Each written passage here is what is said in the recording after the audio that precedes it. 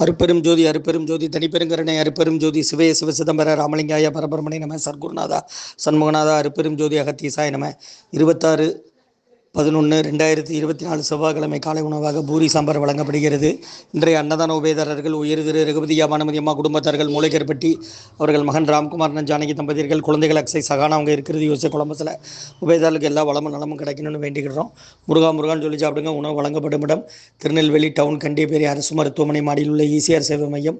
அதில் உள்ள ஆதரவற்றோர்கள் முதியோர்கள் மாற்றுத்திறனாளிகள் மனநலம் பாய்த்தவர்களுக்காக இந்த உணவு வழங்கப்படுகிறது. ஆர் சோயா தொண்டு நிறுவனத்தின் அங்கம்.